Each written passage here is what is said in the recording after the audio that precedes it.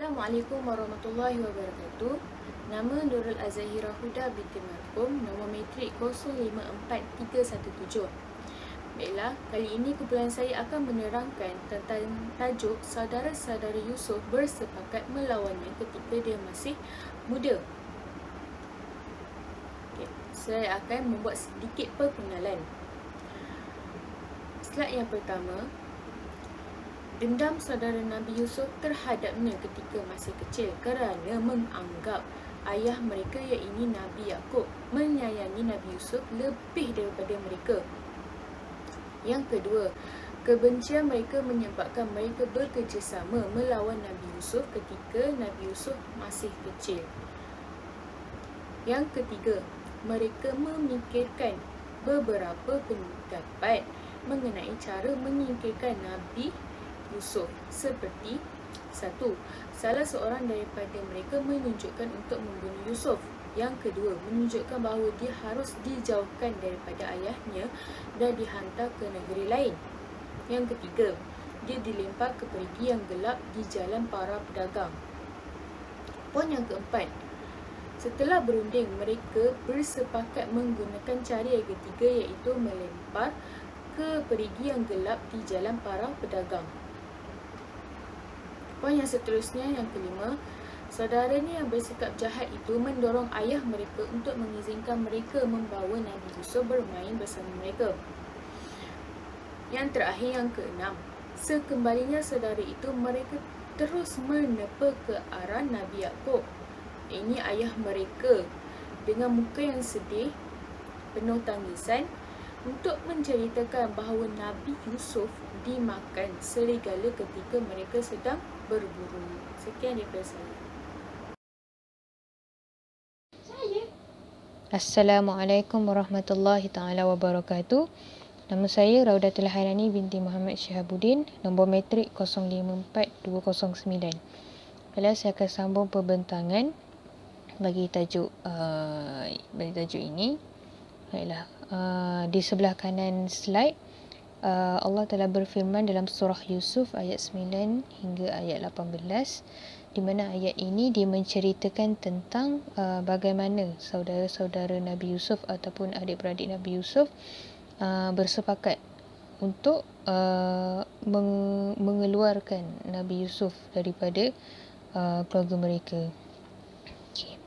Baiklah, di sebelah kiri slide pula ialah ringkasan cerita daripada ayat surah Yusuf tadi, ayat 9 hingga 18, di mana ringkasan ini mereka bercadang, adik-beradik Nabi Yusuf ni dia bercadang untuk membunuh ataupun mencampakkan Nabi Yusuf ke daerah di mana daerah itu mereka tidak ketahui.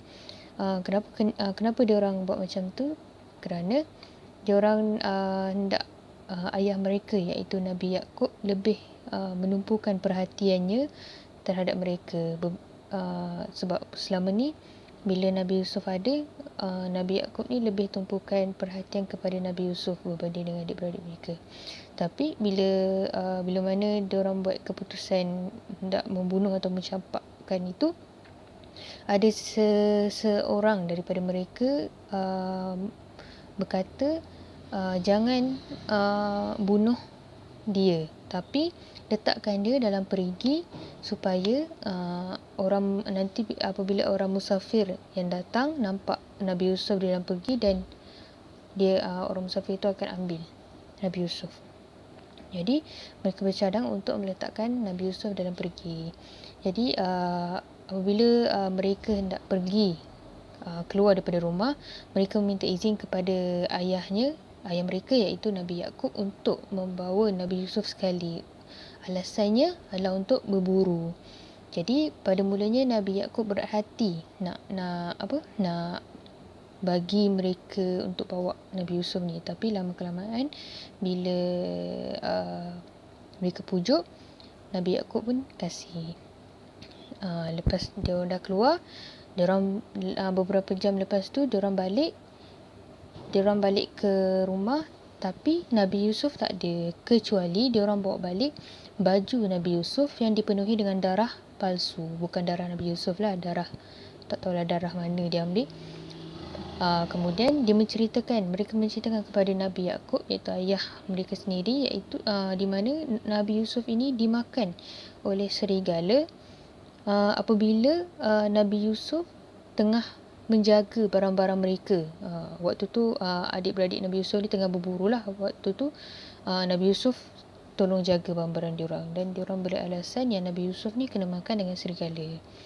Baiklah, itu sedikit ringkasan daripada ayat 9 hingga 18 daripada surah Yusuf. Baik, itu saja daripada saya. Saya serahkan kepada kawan saya. Sekian, wabillahi taufiq wa hidayah. Wassalamualaikum warahmatullahi taala wabarakatuh.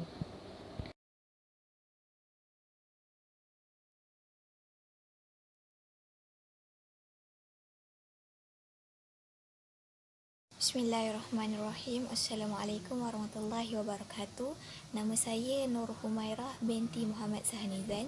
Nombor matrik 054109.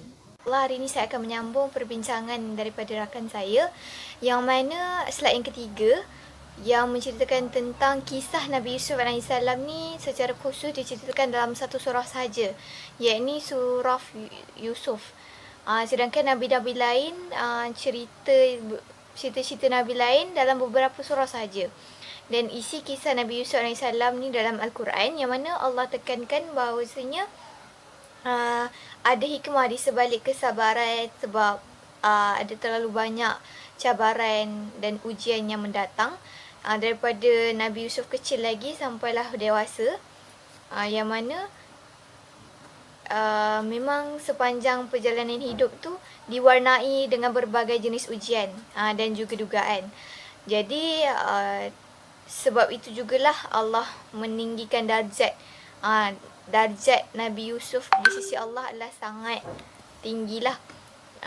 Lepas tu seterusnya Allah mempertimbangkan dengan menyebutkan khabar dan maklumat untuk Nabi Muhammad SAW dengan dalilnya daripada surah Yusuf ayat 102 yang bermaksud, demikian itulah di antara berita gaib yang kami wahyukan kepadamu wahai Muhammad, padahal kamu tidak berada di sisi mereka ketika mereka memutuskan rancangannya untuk memasukkan Yusuf ke dalam perigi, dan mereka sedang mengatur tipu daya.